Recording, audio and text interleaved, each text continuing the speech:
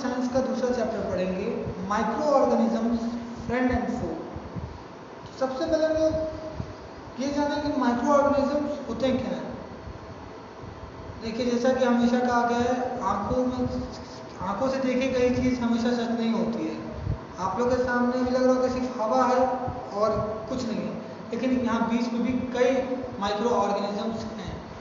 Micro organisms इतने minute होते हैं कि इन्हें ऐसे नॉर्मल आंखों से देखा नहीं जा सकता है। इसके लिए माइक्रोस्कोप की ज़रूरत है, और माइक्रो ऑर्गेनिज्म की डिस्कवरी भी माइक्रोस्कोप के बाद ही हुई। जब रॉबर्ट हुक ने 1665 में माइक्रोस्कोप पर डिस्कवरी की और सेल को खोजा, तो उसके बाद एंटोनी वैन लीeuwenhoek ने एक पॉन्ड के वाटर ड्रॉप को लिया और माइक्रोस्कोप के नीचे ऑब्जर्व किया, और उन्हें बैक्टीरिया दिखा। क्या दिखा? बैक्टीरिया दिखा। फिर 1857 में लुईस पास्चर ने जर्म थ्योरी बताई और वैक्सीनेशन का कॉन्सेप्ट दिया, और ये था माइक्रोबायोलॉजी का फाउंडेशन। इन्होंने ही माइक्रोबायोलॉजी के फाउंडेशन को लेड किया था। अब कहते हैं टाइप्स ऑफ माइक्रो ऑर्गेनिज्म को हम लोग 4 मेजर ग्रुप में डिवाइड करते हैं। पहला है बैक्टीरिया, दूसरा है फंजाई, फिर प्रोटोजोआ और फिर एल्गी।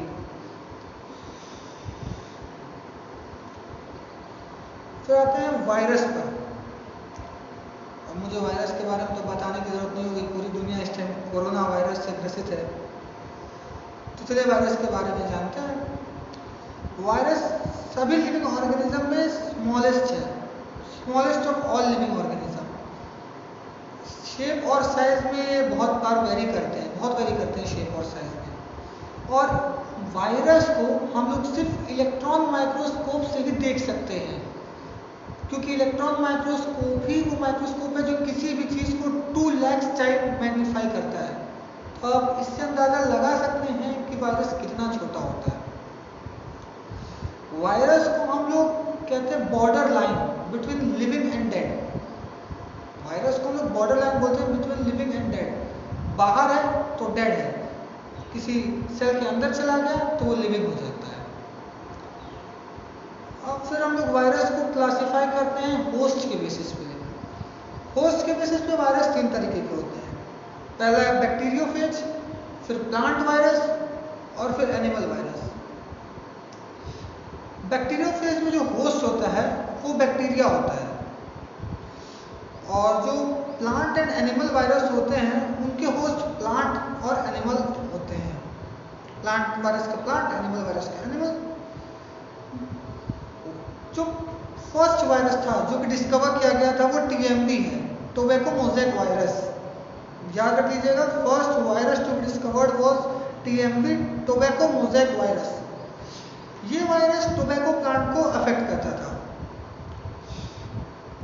वायरस सिर्फ यही नहीं, बहुत सी डिसीज कॉज करते हैं, जैसे कि small pox, chicken pox, polio, rabies, AIDS और अब कोरोना वायरस, कोविड-19। इसमें से जो सबसे डेडली डिसीज है वो एड्स है। और अब माइक्रोबायोलॉजिस्ट आजकल तो एड्स के वैक्सीन बनाने में बहुत एफर्ट लगा रहे हैं। एड्स से वर्ल्ड वाइड थाउजेंड्स लोगों की, बहुत ज़्यादा लोगों की डेथ होती है, थाउजेंड्स ऑफ डेथ होती है। कुछ साल पहले FMDB, foot and mouth disease virus, जो कि कैटल को इफेक्ट करता था अफ्रीकन और यूरोपियन कंट्रीज में, ये वायरस था। और इसी वायरस की वजह से मीट का इंपोर्ट और एक्सपोर्ट बैन कर दिया गया था। ये कुछ साल पहले की बात है। प्रेजेंट में एड्स ही सबसे फेडरल डिसीज है, जिससे हर साल लाखों लोगों की मौत होती है। तो यहाँ आपका वायरस का कंप्लीट हुआ। अब आते हैं बैक्टीरिया पे। बैक्टीरिया को अगर सिंगुलर बोले तो इसको बैक्टीरियम बोलते हैं। बैक्टीरिया सिंपलेस्ट माइक्रो ऑर्गेनिज्म, और ये शेप, साइज, हैबिटेट इससे भी बहुत वेरी करता है, बहुत ज़्यादा डाइवर्सिटी है। जो स्मॉलेस्ट नोन बैक्टीरिया है वो 0.15 माइक्रोन का है, और जो लार्जेस्ट है वो 1.5 माइक्रोन की है। तो आप अंदाजा लगा सकते हैं कि 1 माइक्रोन 10⁻⁻⁶ मीटर के बराबर है ना। और ये 0.15 माइक्रोन इतना छोटा, लार्जेस्ट है 1.5 माइक्रोन ये डायमीटर में, और लेंथ में है 15 माइक्रोन, लार्जेस्ट लॉन्गेस्ट है वो 15 माइक्रोन का है। बैक्टीरिया जो है वो स्ट्रक्चरली जो होते हैं सभी ऑर्गेनिज्म से अलग होते हैं। एक तो ये यूनिसेलुलर होते हैं, इनकी पूरी बॉडी एक ही सेल से बनी होती है, और प्लस इनके पास वेल डिफाइंड न्यूक्लियस नहीं होता है। इनका जो न्यूक्लियर मटेरियल होता है ये साइटोप्लाज्म में ही मतलब सस्पेंड होता है, साइटोप्लाज्म में होता है। वेल डिफाइंड न्यूक्लियस भी नहीं होता है, न्यूक्लियर मटेरियल साइटोप्लाज्म में स्कैटर्ड होते हैं, और इस तरीके के सेल को हम लोग प्रोकैरियोटिक सेल बोलते हैं। और इसीलिए बैक्टीरिया एक प्रोकैरियोट है। तो मैं आपको बता दूं कि जो ये देखिए मान लीजिए बैक्टीरिया सेल है,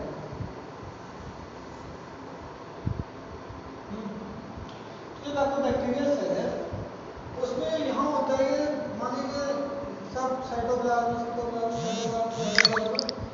फिर ये डिफरेंट डीएनए मटेरियल इसमें स्कैटर्ड होंगे, जो भी यहाँ डीएनए मटेरियल होगा स्कैटर्ड होगा। वेल डिफाइंड न्यूक्लियस नहीं रहता है, न्यूक्लियर मेम्ब्रेन भी यहाँ नहीं होते हैं। और ये जो साइटोप्लाज्म होता है बहुत कोलाइडल होता है, विस्कस और कोलाइडल नेचर का होता है साइटोप्लाज्म। ये वेल डिफाइंड कोई न्यूक्लियस तो होता है, ये सब यहाँ बीच में सब ऐसे स्कैटर्ड होता है। और इस तरीके की सेल में जिसमें इस तरह का स्ट्रक्चर होगा, जैसे कि वेल डिफाइंड न्यूक्लियस नहीं होगा, ये न्यूक्लियर मेम्ब्रेन एब्सेंट होगी, जो न्यूक्लियर मटेरियल ऐसे स्कैटर्ड होगा, उस तरीके के हम लोग सेल को बोलते हैं प्रोकैरियोटिक सेल।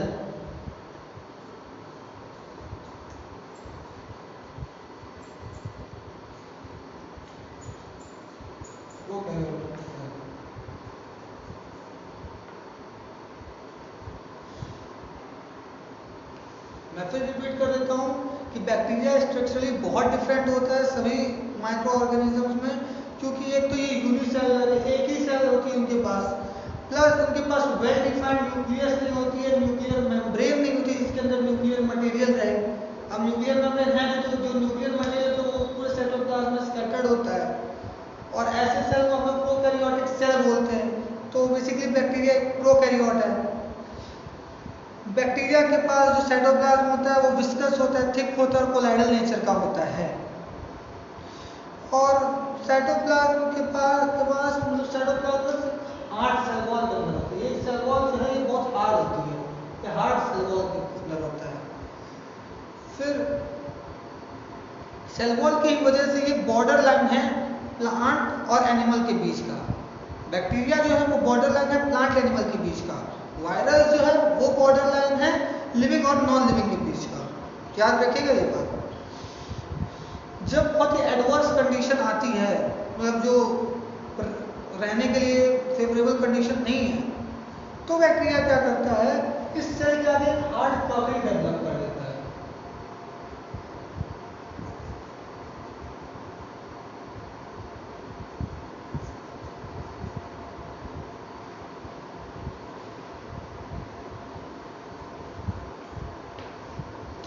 तो जब ये फेवरेबल कंडीशन नहीं होती है तो ये हार्ड कवरिंग डेवलप कर लेता है ना, और इसे हम लोग बोलते हैं सिस्ट। इसकी हार्ड कवरिंग बनती है उसे हम लोग बोलते हैं सिस्ट। और फॉर्मेशन ऑफ सिस्ट को हम लोग बोलते हैं encystment. Formation of cyst is known as encystment. तो इनसिस्टमेंट की प्रोसेस से वो जब अनफेवरेबल कंडीशन में सिस्ट बना लेता है ताकि वो सरवाइव कर पाए। कई बैक्टीरिया के पास एक हेयर लाइक स्ट्रक्चर होता है, फ्लैजिला।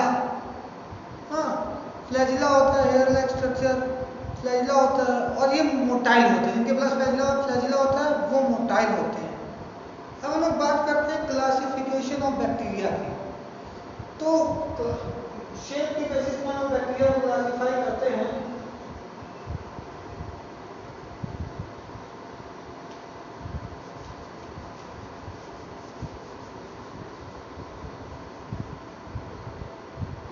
शेप के बेसिस पे अगर हम लोग क्लासिफाई करें तो बैक्टीरिया 3 तरीके के होते हैं। पहला है bacillus. Bacillus bacteria rod shape का होता है, इसके एग्जांपल है लैक्टोबैसिलस, स्यूडोमोनास। फिर होता है कोकस, कोकस ओवल शेप का होता है, इसका एग्जांपल होगा स्ट्रेप्टोकोकस, स्टेफेलोकोकस। फिर होता है स्पाइरलम, स्पाइरलम स्पाइरल शेप का होता है, कॉर्क स्क्रू या कॉमा शेप का होता है। और इसके एग्जांपल हो गए विब्रियो, ट्रिपेनोमा। तो मैं ये देखिए, जो बैसिलस होता है वो ऐसा रॉड शेप का होता है।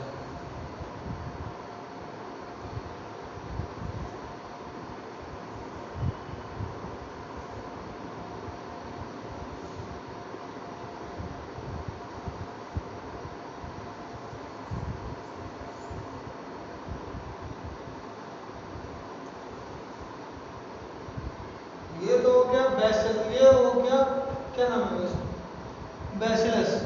ये हो गया बैसिलस, ये हो गया कॉकस, और ये होता है स्पाइरलम।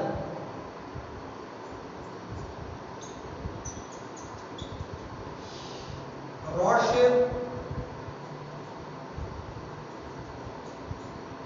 ओवल शेप, ये कॉमा शेप होता है, स्पिरल शेप होता है, ये कई तरह के शेप होते हैं। ये कॉमा शेप का हो गया,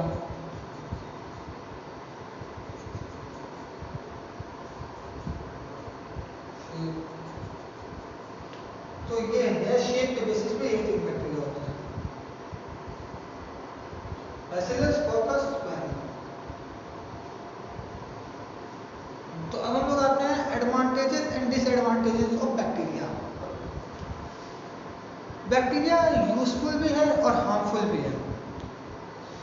बैक्टीरिया काफ़ी डिसीज भी कॉज करता है, जैसे कि बैक्टीरिया ही रिस्पॉन्सिबल है कॉलेरा के लिए, टाइफॉइड के लिए, ट्यूबरकुलोसिस के लिए, लेप्रेसी के लिए। ये सब डिसीज जो ह्यूमन में होती है, इसके लिए कौन रिस्पॉन्सिबल है? बैक्टीरिया रिस्पॉन्सिबल है, क्योंकि ये बॉडी में अगर एंटर करती हैं तो इन्वेड करती हैं सेल में, या तो सेल में इन्वेड करेंगी और सेल को डिस्ट्रॉय कर देंगी, या या तो फिर कोई टॉक्सिन प्रोड्यूस करेंगी जो सेल को डिस्ट्रॉय कर देगी। और इसीलिए ये बहुत हार्मफुल है। जो ये इस तरह की डिसीज कॉजिंग जो बैक्टीरिया होती है, ये हार्मफुल होती हैं, और ये मतलब एनिमल और प्लांट दोनों के इक्वली हार्मफुल है, कोई मतलब ये नहीं है। फिर जो फूड स्पॉइलेज है, इसमें भी बैक्टीरिया का हाथ होता है। ये souring of milk, rotting of fruit, vegetable और नॉन रेफ्रिजरेटेड आइटम, क्योंकि कभी देखते होंगे कि मम्मी रात में अगर कुछ खाना बाहर रखना भूल गई होंगी, ये फ्रिज के अंदर रखना भूल गई, तो सुबह सड़ जाता है। तो सबके लिए कौन रिस्पॉन्सिबल है? ये बैक्टीरिया ही रिस्पॉन्सिबल है। फिर कुछ बैक्टीरिया होते हैं वो बहुत यूजफुल होते हैं, इकोनॉमिक वैल्यू की वजह से वो बहुत यूजफुल होते हैं। जैसे कि ई कोलाई जो होता है बैक्टीरिया, ई कोलाई, वो हम लोग के लार्ज इंटेस्टाइन में रहता है, और ये विटामिन की और विटामिन बी सिंथेसाइज करता है, और इसीलिए ये बहुत यूजफुल है हमारे लिए। फिर जो बैक्टीरिया होता है, ये एंटीबायोटिक्स प्रोड्यूस करने के भी काम आते हैं, इनको कल्चर मीडियम में ग्रो करा के एंटीबायोटिक्स बनाए जाते हैं। फिर जो हार्मोन है इंसुलिन, जो डायबिटिक पेशेंट को दिया जाता है ताकि उनका शुगर लेवल कंट्रोल में रहे, वो भी मैन्युफैक्चर किया जाता है आर्टिफिशियली बैक्टीरिया की हेल्प से। फिर जो प्लांट्स की, अब आते हैं प्लांट्स के बारे में, तो जो प्लांट्स होते हैं, जो मेनी लेगुमिनस प्लांट जो होते हैं, वो नाइट्रोजन फिक्सेशन कराते हैं। नाइट्रोजन फिक्सेशन कौन कराता है? राइजोबियम। राइजोबियम एक बैक्टीरिया है जो कि रूट नोड्यूल्स में रहता है लेगुमिनस प्लांट के, और ये एटमॉस्फेरिक नाइट्रोजन को फिक्स करता है। तो जो भी कल्टीवेटर्स जो होते हैं, वो सीरियल क्रॉप को अल्टरनेटिव तरीके से लगाते हैं ताकि ये सॉइल की फर्टिलिटी भी बनाए रखे, क्योंकि ये सॉइल फर्टिलिटी में भी बहुत इंपॉर्टेंट है। जैसे कि ये मान लीजिए अगर रूट है,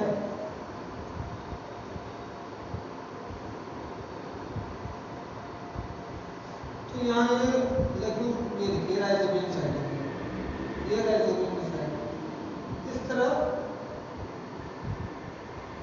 पाए जाते हैं यहाँ। हाँ,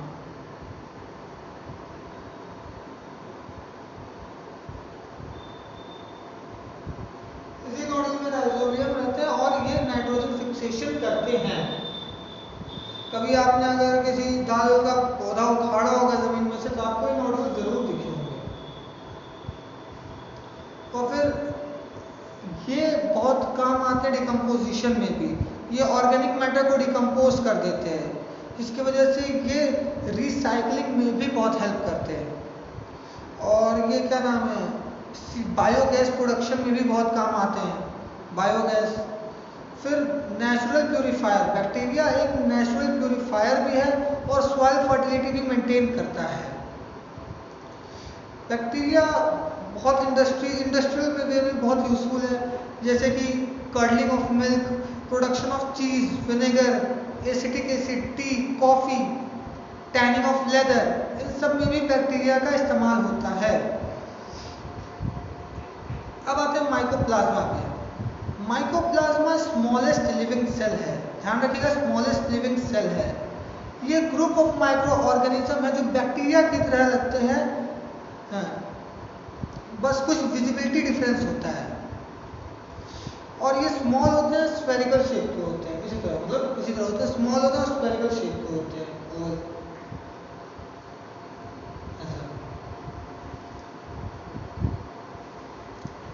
ये सेल वॉल इनके पास नहीं होती है, ये सेल वॉल लैक करती है। इंपॉर्टेंट पॉइंट है, एक तो ये स्मॉलेस्ट लिविंग सेल है, दूसरा ये सेल वॉल नहीं होती इनके पास। और ये सेप्रोफिटिक भी होते हैं, पैरासिटिक भी होते हैं। इनका मोड ऑफ न्यूट्रिशन क्या है, सेप्रोफिटिक और पैरासिटिक। सेप्रोफिटिक क्या है कि जो कहीं डिकम्पोज करके, डिकम्पोज जो कहीं गिरा मतलब डेड डिकेइंग मैटर पे लग जाते हैं, फिर उससे न्यूट्रिशन लेते हैं और उसको डिकम्पोज करते हैं।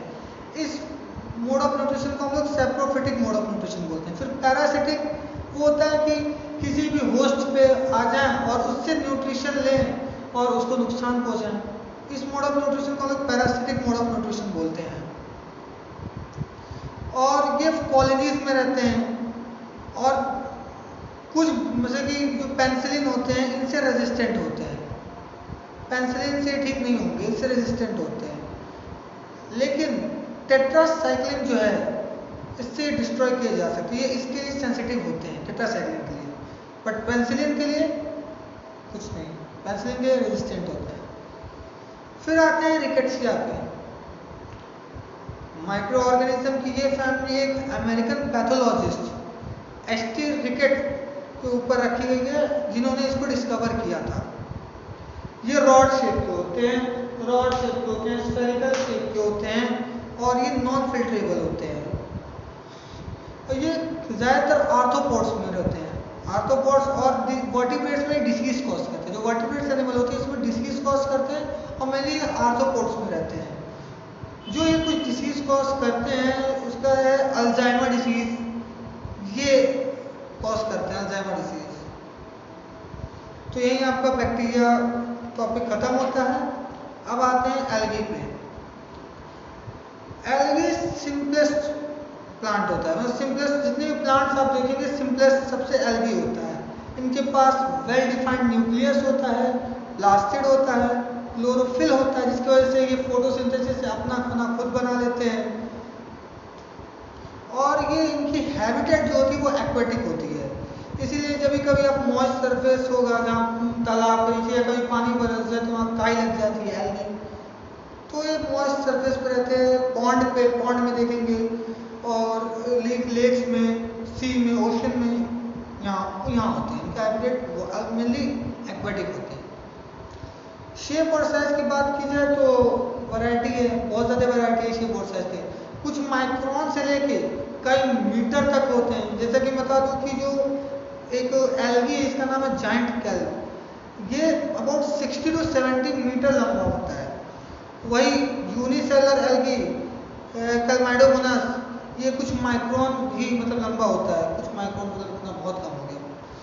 फिर पिगमेंट के बेसिस पे भी हम लोग इसको क्लासीफाई करते हैं, इसके अंदर कौन सा पिगमेंट है। जो ग्रीन एल्गी होता है तो उसका एग्जांपल होगा स्पायरोगैरा। फिर रेड एल्गी होता है, इसका एग्जांपल होगा पॉलीसिफोनिया। फिर ब्राउन एल्गी हो गया, इसका एग्जांपल हो गया फ्यूकस। जो एल्गी है ये भी एक इम्पॉर्टेंट रोल प्ले करता है as a natural purifier of air, क्योंकि ये जो कार्बन डाइऑक्साइड को इस्तेमाल करता है फिर ऑक्सीजन देता है एटमॉस्फेयर में, तो ये एयर को प्यूरिफाई करता है। ये प्राइमरी प्रोड्यूसर है एक्वेटिक फूड चेन में। आप लोगों ने फूड चेन पढ़ा होगा, तो जो फूड चेन जो कि पानी में होता है उसका मतलब वो प्रोड्यूसर हो गया।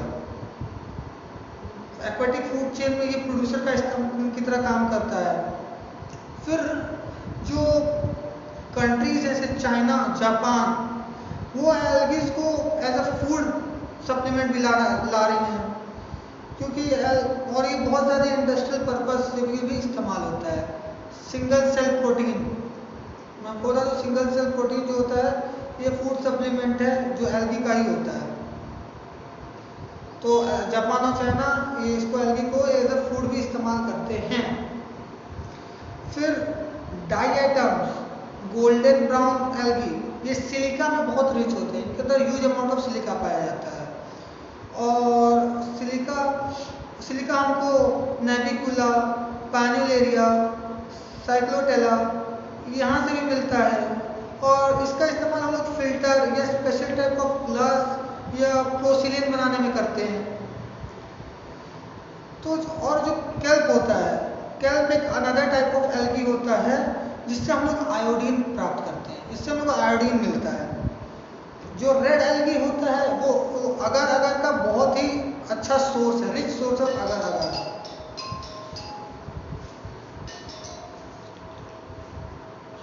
ना और क्या नाम है, ये न्यूट्रिशन मीडियम की तरह भी जो अगर अगर है इसको लोग न्यूट्रिशन मीडियम की तरह भी इस्तेमाल करते हैं। जो माइक्रो ऑर्गेनिज्म जो लेबोरेटरी में काम होता है इसमें लोग अगर अगर को कल्चर मीडियम की तरह भी इस्तेमाल करते हैं। फिर आता है एल्गिन। एल्गिन एक तरीके का कार्बोहाइड्रेट होता है जो हमको मैरीन एल्गी से मिलता है, और इसका इस्तेमाल हम लोग ये क्या नाम मेडिसिन बनाने में काम आता है। फिर शेविंग क्रीम और फिर ये आर्टिफिशियल फैब्रिक्स बनाने में भी काम आते हैं। तो यहाँ आपका एल्गी कंप्लीट होता है। अब आते हैं फंजाई पे। फंजाई के बारे में बात करें तो ये एक क्लोरोफिलस प्लांट होते हैं, इनके अंदर क्लोरोफिल नहीं होता है, और जब इनके अंदर क्लोरोफिल नहीं होता है तो फिर ये अपना खाना खुद नहीं बना सकते। इनका भी मोड ऑफ न्यूट्रिशन ये तो सैप्रोफिटिक होता है या पैरासिटिक होता है ना। और ये कॉस्मोपॉलिटन है, इनकी एग्जिस्टेंस हर जगह आपको मिल जाएगी। कॉस्मोपॉलिटन इन देयर एग्जिस्टेंस, आपको हर जगह मिल जाएंगे। साइज के बेसिस पे बहुत वैरायटी है। यूनिसेलुलर माइक्रोस्कोपिक फंजाई जैसे कि ईस्ट और मिल्ड्यू से लेके ये माइक्रोस्कोपिक फंजाई जैसे कि मशरूम तक में आते हैं, और मशरूम लार्जेस्ट ग्रुप है फंजाई की। जो सैप्रोफिटिक फंजाई होता है ये भी एक इम्पॉर्टेंट रोल प्ले करता है रिसाइकलिंग में। नेचर में रिसाइकलिंग में ये एक इम्पॉर्टेंट रोल प्ले करता है। मैं आपको याद दिला दूं, रिसाइकलिंग का रोल या तो बैक्टीरिया प्ले करता है या तो फंजाई प्ले करता है। याद रखिएगा, यही तो मतलब रिसाइकलिंग के लिए काम आते हैं नेचर में, और यही मतलब जो डिकम्पोज कराने के भी काम आता है। डेड ऑर्गेनिक मैटर को ये भी डिकम्पोज कराते हैं सिंपल न्यूट्रिशन में। सिंपल इनऑर्गेनिक सब्सटेंस में ये डिकम्पोज करा देते हैं। और जो स्पोर्स ऑफ फंजाई होता है जैसे कि ब्रेड मोल्ड, जिसको हम लोग राइजोपस बोलते हैं, ये जर्मिनेट कहीं कहीं जब हमारे ब्रेड पे गिर गया तो वहाँ जर्मिनेट करेगा और उसको स्पॉइल करेगा। ईस्ट, अब आते हैं ईस्ट के बारे में। ईस्ट एक यूनिसेलुलर सैप्रोफिटिक फंगस है। यूनिसेलुलर सैप्रोफिटिक दो टर्म है। ईस्ट एक यूनिसेलुलर सैप्रोफिटिक फंगस है, और इसका एक बहुत ही इंपॉर्टेंट रोल है फर्मेंटेशन में, फर्मेंटेशन ऑफ शुगर में इसका बहुत इंपॉर्टेंट रोल है। और ये उसको बेकर्स ईस्ट भी बोलते हैं, क्योंकि ये केक और पॉलीमेटिक बेकरी में बहुत इस्तेमाल होता है। केक बनाने में इसका बहुत इस्तेमाल होता है। और फिर ये इथाइल अल्कोहल प्रोडक्शन में भी काम आता है, क्योंकि ये फर्मेंटेशन में बहुत हेल्प करता है, तो ये इथाइल अल्कोहल के प्रोडक्शन में बहुत काम आता है। और फिर ये बियर, वाइन एक्सेट्रा भी बनाने में बहुत इसमें इसका इस्तेमाल होता है। कुछ फंगस जैसे कि पेनिसिलियम नोटेटम, स्ट्रेप्टोमाइसिस, ये फार्मास्यूटिकल वैल्यूज के लिए बहुत फेमस है, मतलब ये मेडिसिनल वैल्यू में बहुत इसका इस्तेमाल है। अलेक्जेंडर फ्लेमिंग, इन्होंने पेनिसिलिन डिस्कवर किया था, जिसकी वजह से बहुत लोगों का ट्रीटमेंट हो पाया था। कुछ ऐसे फंगस भी हैं जो कि पैथोजेनिक है, प्लांट्स को भी, एनिमल को भी, या कहते हैं ह्यूमन बीइंग को भी। तो इसको आपको याद करना होगा, जैसे Puccinia, Puccinia rust disease cause कराता है, और अस्टिलागो स्मट डिसीज कॉज कराता है वीट में। फिर अगर ह्यूमन बीइंग पे आए तो माइक्रोस्पोरियम और आर्थरोडर्मा, ये जो डिसीज कॉज कराता है ये रिंगवॉर्म इन्फेक्शन है और एथलीट्स फुट है। ये दो डिसीज है जो ये माइक्रोस्पोरम और आर्थरोडर्मा कराते हैं। तो बस यहीं तक था फंजाई में। अब आते हैं प्रोटोजोआ। प्रोटोजोआ या सिंगुलर प्रोटोजोअन, ये फर्स्ट एनिमल है, फर्स्ट एनिमल याद रखिएगा। ये यूनिसेलुलर एनिमल है जिसके पास वेल डिफाइंड न्यूक्लियस है एंड सेल मेम्ब्रेन है। ये या तो सोलिटरी या तो कॉलोनीज दोनों में रहते हैं, तो अकेले भी रहते हैं या कॉलोनी में भी रहते हैं। ये भी कॉस्मोपॉलिटन है, इनका एग्जिस्टेंस कॉस्मोपॉलिटन है। कुछ प्रोटोजोअन जैसे कि पैरामीशियम, यूग्लिना, ट्रिपैनोसोमा, एंटामीबा, वो ये एक्वेटिक हैं और मोटाइल हैं। इनके लोकोमोटरी ऑर्गन है सीरिया या फ्लैजिला, ये इसी से लोकोमोट करते हैं। लेकिन जो अमीबा है इसके पास स्यूडोपोडिया होता है लोकोमोशन के लिए, और ये लोग एक्वेटिक कंडीशन में हर जगह पाए जाते हैं, इसीलिए इनको कॉस्मोपॉलिटन बोलते हैं।